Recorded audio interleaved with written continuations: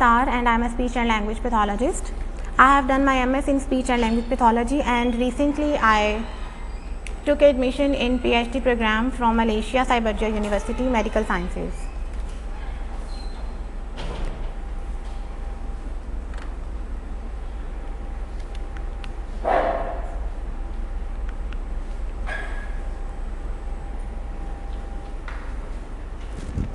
Move हो सकती हूँ, इसको पहन के मूव हुआ जा सकता? अच्छा ठीक है. The presentation topic is post stroke dysphagia and solving evaluation. The purpose of this presentation is to understand the normal solving and to understand what is oro and what is pharyngeal dysphagia. What are the signs of the aspiration and how we can protect our patient from the aspiration, and what are the strategies that we can apply the patient to get rid from the NG.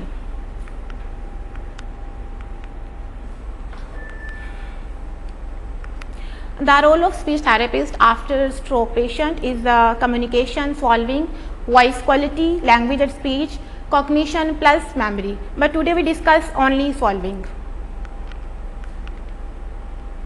When we see any food material or when we think about it, the procedure of swallowing is being started. That is known as the pre-swallowing stage. The aroma of that food or that drink arouses in the brain, and it typically creates the production of the saliva. At this time, the procedure of the swallowing is being started. The tongue gets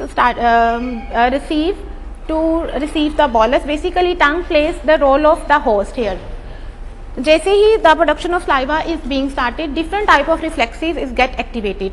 By the activation of those reflexes, the food is get able to go back to the back of the mouth. First of all, the procedure of the swallowing is started from the tip of the mouth, from the tip of the tongue, and with the help of the jaw and the buccal muscles that help in mastication, and the piece of that food turned into the bolus. Unless the production of the saliva is not possible, the piece of that food is not converted into the bolus. Here are some trigger points. When the piece of food and then it converted into the bolus reaches that point is जिसमें है हमारे पास uvula, palatoglossus, arches and palatine tonsils. The food have to travel from back of the tongue towards the pharyngeal. This is the really very important phase जिसको कि हम pharyngeal phase कहते हैं, because this is known as the transitory stage. Unless कि pre ऑरल stage और ऑरल stage होती है, यहाँ पे हम कंट्रोल कर सकते हैं कि अगर कोई चीज़ हमने अपने मुंह में डाली है तो हम इसको बाहर निकाल सके.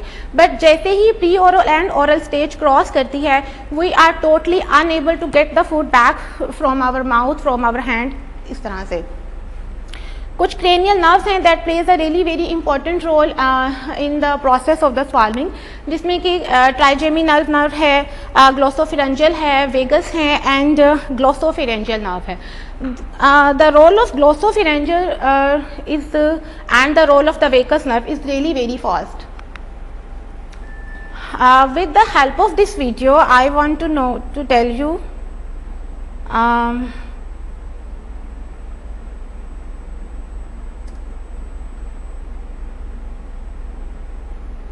सॉरी वीडियो प्ले नहीं हो रही, लेकिन मैंने actually I want to know what is the procedure of the normal swallowing, क्योंकि to understand what is the dysphagia we need to understand the process of the normal swallowing, how to food travel from the oral cavity, from the. Sir volume बंद करना क्योंकि मैं खुद बोलूँगी. Volume बंद करता हूँ.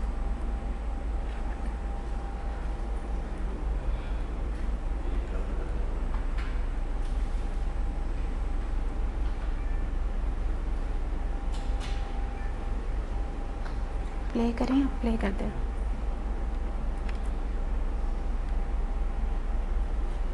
ऑलराइट, इस ये वीडियो को मैंने बाद में स्लो मोशन में भी दिखाया है to get you better understanding. ये अभी वीडियो नॉर्मल मोड में ही चल रही है, ठीक है. This is the bolus, this is the base of the tongue, here is our pharynx, there is our trachea, vocal folds, and cricopharyngeal muscles to get the food into the pharynx or throat.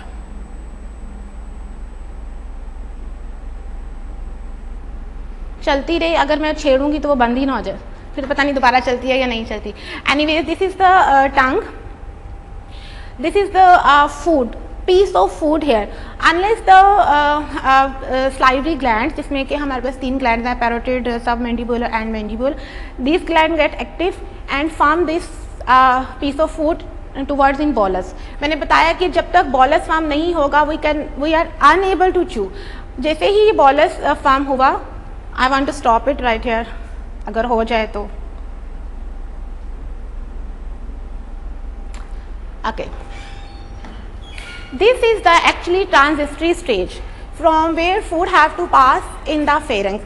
This is really very important play role. यहाँ पे हमारे पास 3 portion है pharynx के, जिसको कि हम hypopharynx, oropharynx and nasopharynx कहते हैं. The role of the nasopharynx and the oropharynx is really very important to get back food from the nasal, from the nares, कि वो यहाँ पे ओरल कैविटी को उसने क्लोज कर दिया ताकि फूड जो है वो वापस नेरस से गेट बैक वापस ना आए. And the role of the oropharynx is this कि फूड जो है मुंह से वापस नहीं आनी चाहिए. जैसे ही फूड इस ट्रांजिस्टरी स्टेज से नीचे आती है, here is a very important muscle known as the cricopharyngeus muscle. The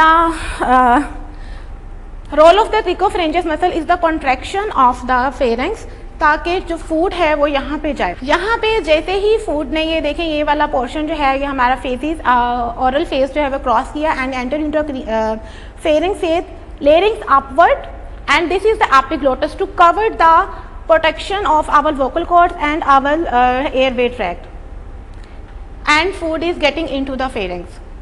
यहाँ पे लेस देन 1 सेकेंड के लिए एपनिक एपिसोड आती है, जिसमें हमारा ब्रीदिंग पैटर्न जो है वो लेस देन 1 सेकेंड के लिए स्टॉप होता है because of this covering. Because if this is not happen by the Allah, then there is a risk of aspiration naturally. ठीक है, so this is really very important role. This is the process of normal swallowing. From this to from this is known as the, अगर इस पूरे reason में यहाँ से लेकर यहाँ तक में कोई प्रॉब्लम आती है तो हम इसको कहते हैं oropharyngeal dysphagia. The role of the speech language pathology started from the here to here. जैसे ही फूड फेरेंक्स से नीचे ईसोफेगस में जाती है, it is treated only by the doctor.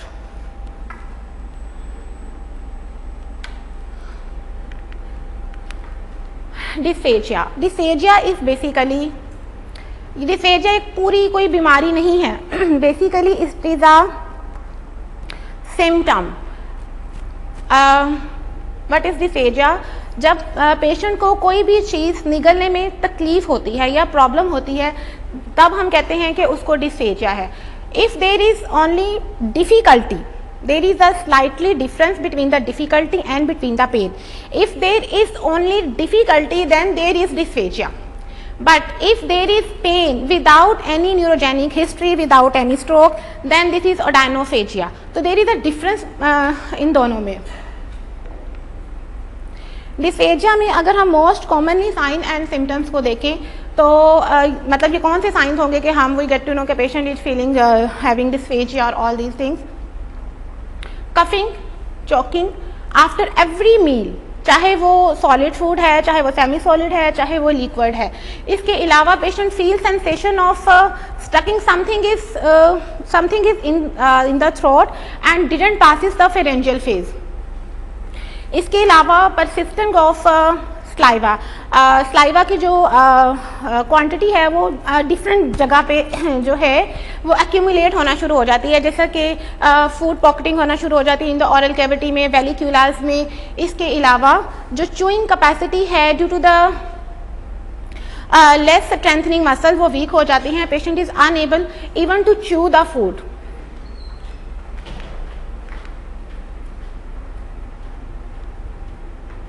ठीक है, यहाँ तक हो गया। इसके बाद अगर हम वॉइस क्वालिटी की बात करें तो पेशेंट की वॉइस क्वालिटी या तो होर्स होगी या फिर गर्गली वॉइस होगी। The reason is this something is getting below to the vocal cords, इसकी वजह से जो वॉइस क्वालिटी है that is change. Aspiration is this कि something is getting below to the vocal chords.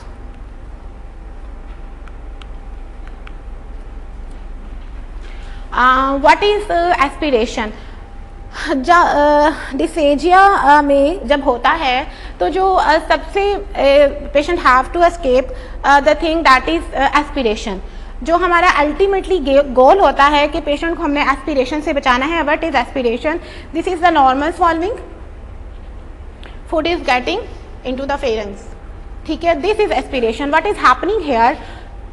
some food particles might be some liquid things is getting into the our airway tract. This is aspiration when happen this.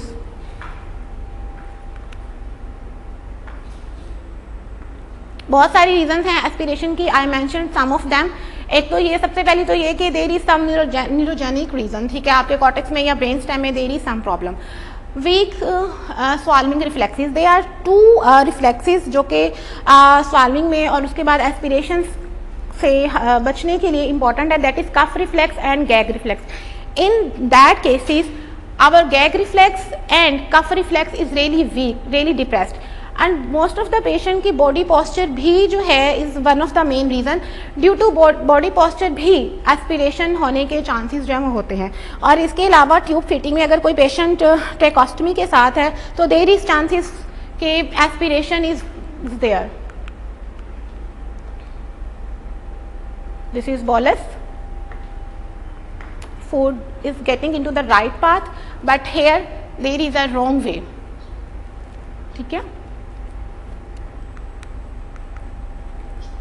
अच्छा, there is again a slightly difference between the abnormal swallow and aspiration. If there is only abnormal swallow, then the food particles didn't cross the vocal cord, rather than वो हमारे इसके top of the trachea पे पड़े रहेंगे। But if there is, this is abnormal swallow, okay, but if there is aspiration, what happened with aspiration? Food get below to the vocal cords, ठीक है, जिसकी वजह से हमारी वॉइस क्वालिटी भी चेंज हो जाती है। इफ़ देर आर, अच्छा, दो तरह की चीज़ें होती हैं, एक एस्पिरेशन होती है और एक साइलेंट एस्पिरेशन होती है। साइलेंट एस्पिरेशन में patient didn't show any silent symptom, but we have some predictors. अगर वो प्रिडिक्टर्स हमें नज़र आते हैं तो हमें खुद ही पेशेंट को फर्दर जो है वो एस्पिरेशन के लिए असेस कर लेना चाहिए। These are the predictors. If these predictors are present, then we must have to check patient for the aspiration. Now, first of all, GCS. Sir मुझे कुछ कहा आपने? अच्छा, first of all, first one is GCS.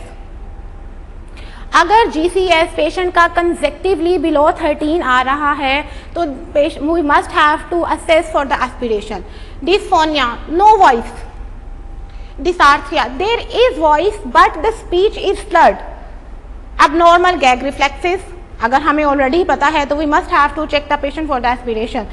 Abnormal volitional cough, on and off cough. इसके अलावा after every swallow patient do cough. और जब भी patient, if there is the swallow procedure is complete but voice change, that is a big indication, voice change after every swallow. And these are the symptoms. Definitely if the patient has aspiration then he shows all these signs and symptoms. Chest pain, patient often complain chest pain, heartburn. History of fever is always there. इसके अलावा shortness of breath, the color of skin getting into bluish or the purple, bad breath and excessive sweating. Patient have to put effort actually to swallow something. जिसकी वजह से the element of fatigue is there and due to excessive swelling. Bad breath is due to this. There are some food pocketing in the oral cavity and valvulas. अच्छा, to check the patient from the oral cavity or from the till the stomach, कहाँ पे problem आ रही है, we have these tests, जिसमें कि हमारे पास modified barium swallow test है, video fluoroscopic है, फीस है, and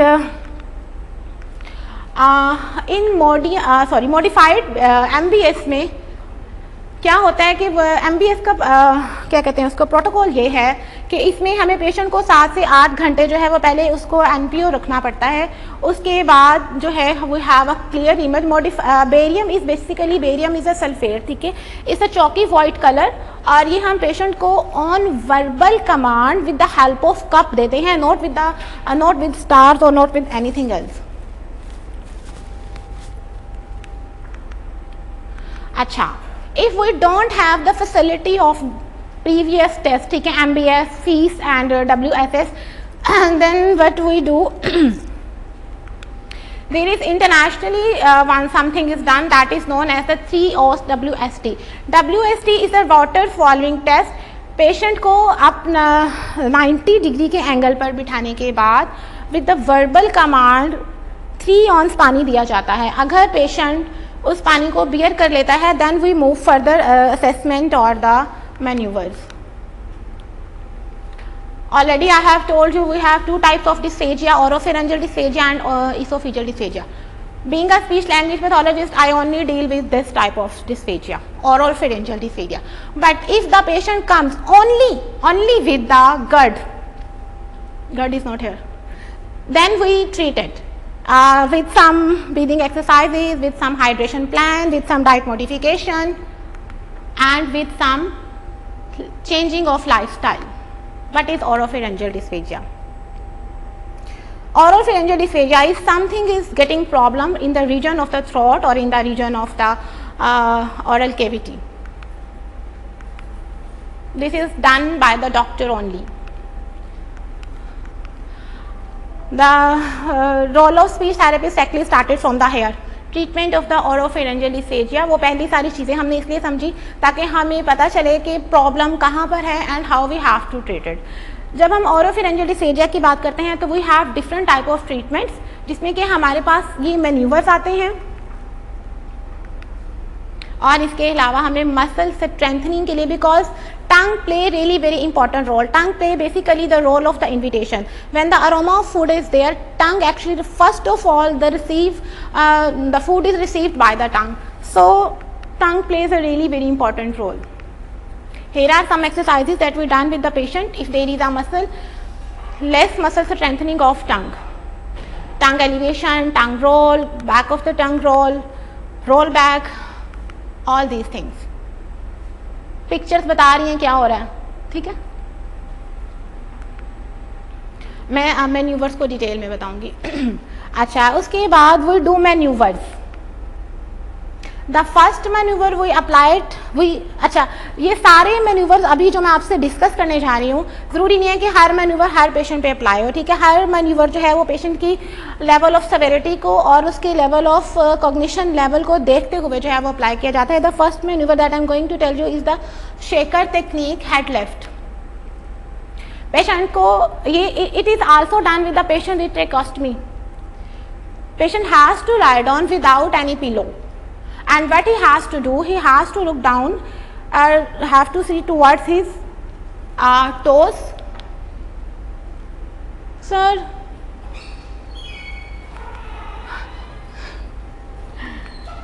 sorry, I'm not good in IT actually. IT वाले कहाँ गए? Anyways, अच्छा, what is the rationale to do such type of maneuver with the patient? Actually, it helps to improve the laryngeal movement, UES, and enable the patient to tube feeding. ठीक है, basically हो क्या रहा है कि जब हम पेशेंट का इम्प्रूव कर देते हैं, उसका laryngeal hyoid और इम्प्रूव कर देते हैं, तो there is a less chances to get aspirated.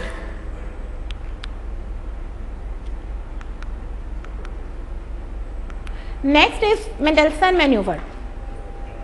मेंडेल्सन manoeuvre में दिस इज आल्सो मैन्यूवर, मैं आपको इसकी शक्ल भी दिखा देती हूँ, ठीक है। व्हाट इज हैपनिंग हेयर, इसमें हम क्या करते हैं, manually we hold the larynx for the 3 to 5 second and for this is also for the laryngeal elevation and for the laryngeal hyoid bone. For this we have to do the risk aspiration to reduce the risk of aspiration. What is happening there, the base of the tongue closer to the pharynx, इसको elevate करने से ये होगा। और उसके बाद क्या होता है, food directly move towards the pharynx. जब हम basically it's a contraction of the upper ES, जब हम इस मैन्यूवर्स को अप्लाई करते हैं तो what we are doing, we are contracting the यूईएस.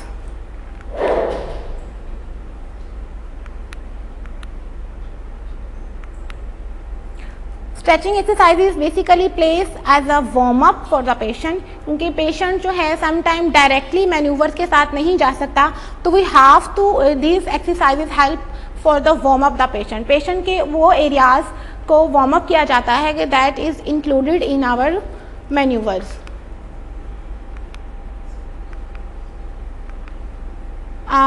The next maneuver that we can apply on the patient is the supraglottic swallow. इसमें क्या हो रहा है,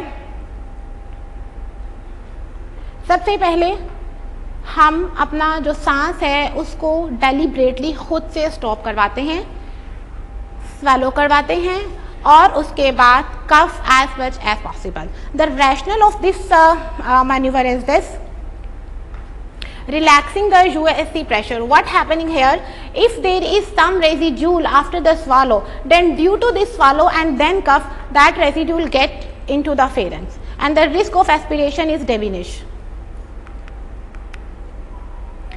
The next is pitch glide. E actually plays very important role even to know the position of the vocal cord as well as for the elevation of laryngeal elevation. जब हम ई को with intensity prolong करवाते हैं तो हमारे larynx की elevation is get possible. When the larynx elevation is possible, the chances of food getting into the airway tract is minimise and we have to repeat consistent it with 20 seconds.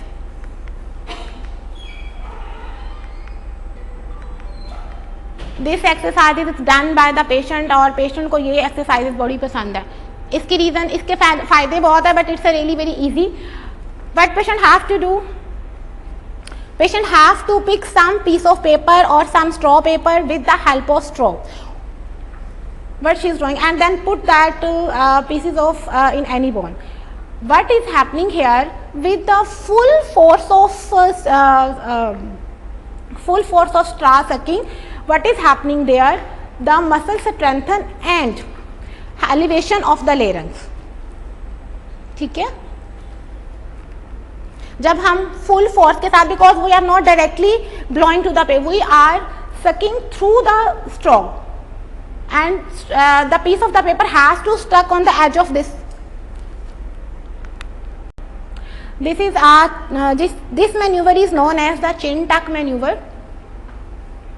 First of all हम अच्छा, ये जितने भी manoeuvres हैं ये हम पहले patient को प्रैक्टिस करवाते हैं. ऐसा नहीं है कि डायरेक्टली मैं पेशेंट को फूड या फिर लिक्विड दे रही हूँ. इसी तरह ये इस मैन्यूवर्स को करने के लिए पहले पेशेंट को हम किसी भी चीज़ से, ball is not necessary, anything that is in the round and that is in the pulpy you can use for this purpose, and then we did it with the liquid और with the solid. What happened with this? It improves the back of the throat and back of the tongue before swallow.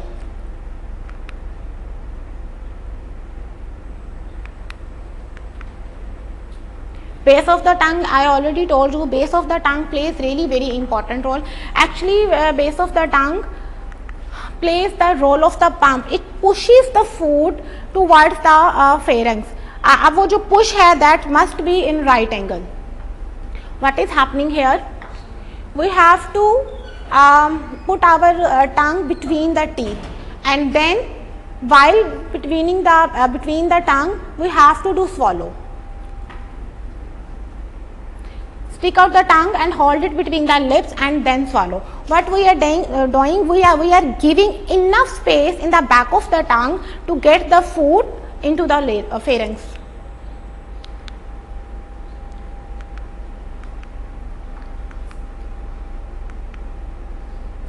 Effortful swallow, ये हम अपनी normal routine में भी sometime कर रहे होते हैं. When we feel there is something stuck hard palate valleculas और there is some food pocketing, start with the rest of thing. अपनी जो हमारी टंग है उसको हम पैलेट, हार्ड पैलेट के साथ बहुत स्ट्रिक्टली जो है उसको टच करते हैं, and then we do swallow with after putting every effort of our these muscles.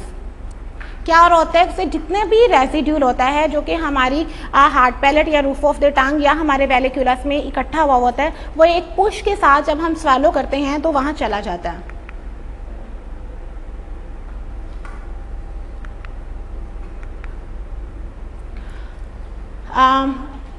To check we have 4 level of dysphagia diet. Dysphagia diet ये है कि हमने जब पेशेंट के साथ मैन्यूर्स अप्लाई करने हैं तो we have to keep in mind कि हम कौन से लेवल के साथ स्टार्ट करेंगे। This is the level 1। Level 1 में हम वो फूड पेशेंट के साथ इंट्रोड्यूस करवाते हैं जिसमें कि देयर इज़ नो च्यूइंग और इसमें यूजली वो फूड होती है जो कि स्लिपरी होती है, जिनकी कंसिस्टेंसी जो है वो स्लिपरी होती है। और बहुत सी दफ़ा में जब हम पेशेंट को लेवल 1 या लेवल 2 पे जाते हैं तो हम खुद उसको रेसिपीज़ भी बता रहे होते हैं कि ये इस फूड की मॉडिफिकेशन इस तरह होगी तो वो लेवल 1 में चेंज हो जाएगी या वो लेवल 2 में चेंज हो जाएगी। लेवल 2 में हम वो फूड इंट्रोड्यूस करवाएंगे जिसमें we need some more chewing.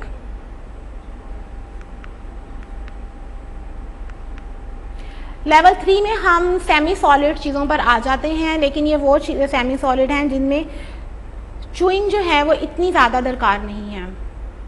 There is no meat in the level 3। Level 4 this include all food जब जो हम सब खाते हैं। Thank you. अच्छा, we have some, I want to show you some.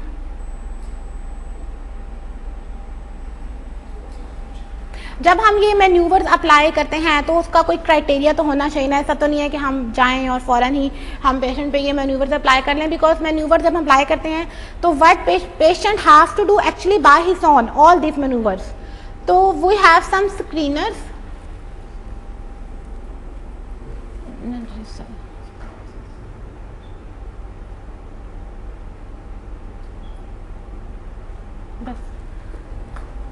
Ji sir, ठीक है। We have some screener as well as we have some assessment tool. Screener is basically yes or no. If screener says yes, then we move forward. But if screener says no, मैं वापस आ जाती हूँ।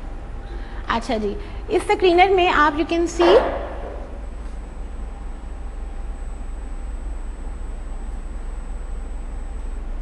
अगर मुझे यहीं पे मुझे पता चल गया patient is alert the GCS level patient, if it is below 13 मैं वापस आ जाऊंगी, but if it is 15 then I do all these assessment. If patient is, यहाँ पे भी वही टेस्ट हमने स्क्रीनर में भी दिया हुआ है कि because if we don't have the facility of FEES MBS and WFSE। अगर इस पेशेंट सक्सेस दिस, इसको पेशेंट ने मुकम्मल तौर पे पूरा कर लिया है तो ये दिस इज अ स्क्रीनर, तब हम पेशेंट के ऊपर bed side evaluation assessment test करवाते हैं। This is the next step. कभी भी हम डायरेक्ट पेशेंट के साथ असेसमेंट टूल अप्लाई नहीं करते। फर्स्ट ऑफ ऑल हमने जो अप्लाई करना होता है दैट इज स्क्रीनर। अगर वहाँ से येस हुआ then we will move towards it. जब यहाँ से भी येस होगा then we will apply manoeuvres on the patient. Unless वहाँ पे और यहाँ पे येस नहीं है, हम पेशेंट पे जो है वो नहीं अप्लाई सकते, मैन्यूवर जो है वो नहीं अप्लाई कर सकते। इसमें we covered all the areas.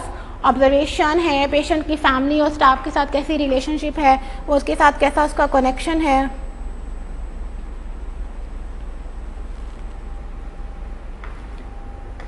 Then we have this के वो पेशेंट NG पर है या अगर वो ऑरल इनटेक ले रहा है तो वो किस तरह से ले रहा है, उसका OMM कैसा है, ऑरल मोटर मैकेनिज्म है, उसका इवेल्युएशन कैसा है, उसके ऑरल कैविटी के अंदर की कंडीशन जो है वो कैसी है, चू कर सकता है नहीं कर सकता है, एम्प्टी स्वालो कर सकता है नहीं कर सकता।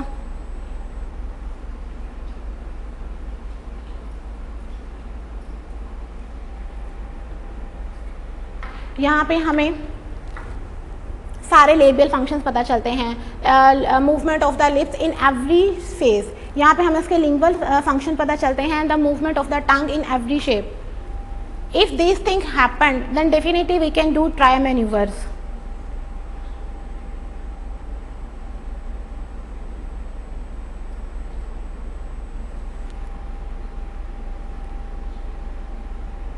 यहाँ पे we have a clear picture, sorry ऊपर चला गया, कि पेशेंट कौन सी फूड जो है वो बियर कर सकता है। ठीक है, this thing will guide us कि हम पेशेंट के साथ किस लेवल के डाइट लेवल हमारा जो है वो कौन सा होगा।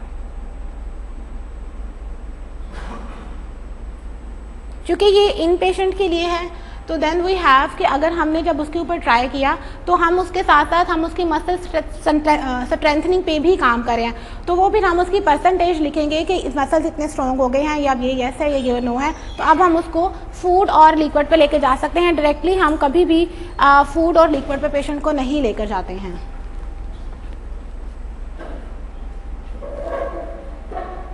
पोजिशनिंग अगेन, अगर वो सारी चीज़ें हो गई हैं फिर उसके बाद हम डिसाइड करेंगे कि अब हम पेशेंट के साथ कौन सा मैन्यूवर जो है वो हम उस पर अप्लाई करेंगे। All this manoeuvre that I told you before and what all this things. This is all for the dysphagia. If any questions you can ask.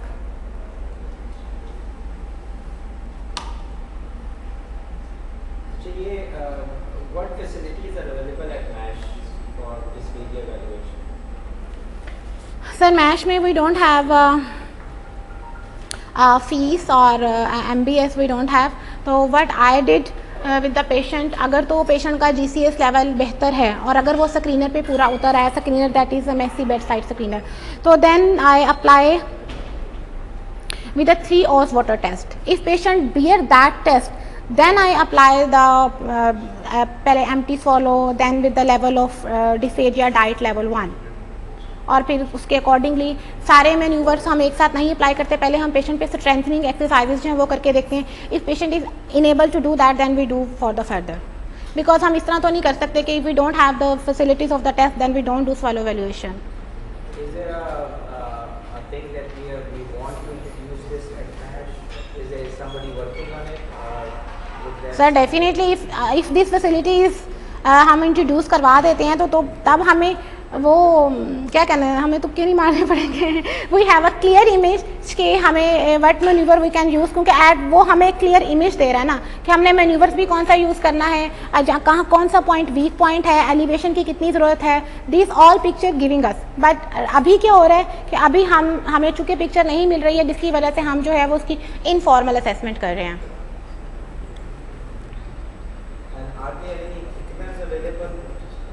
Sir, we actually develop thickeners by ourselves with the by saying the condition of the patient. अब यहाँ पे thickener जो है वो available नहीं है। इसी तरह जब हम पेशेंट में एक स्लाइवा नहीं वो प्रोड्यूस हो रहा, तो जब इनिशियली तो है हम खुद लेमन स्वाइप बनाते थे, लेकिन अभी जो है मार्केट में ग्लिसरीन लेमन स्वाइप मिल रहे हैं to for the triggering saliva production and all this things, जिसकी वजह से जो स्वाल्विंग ट्रिगरिंग है वो पॉसिबल होती है। ये अब मार्केट में आई है, पहले तो बाहर ही थे सिर्फ, तो माइट भी बाकी चीज़ें भी ऐसे ऐसे आना शुरू हो जाएं। ये जो थिकन मैंने आपको दिखाए हैं, these are the pictures of the abroad. Pakistan में हम ये खुद डेवलप कर देते हैं विद डिफरेंट फूड्स। वो पेशेंट को हम बता देते हैं कि आपने लेवल 1 पे कौन सी फूड जो है वो किस तरह से बनानी है।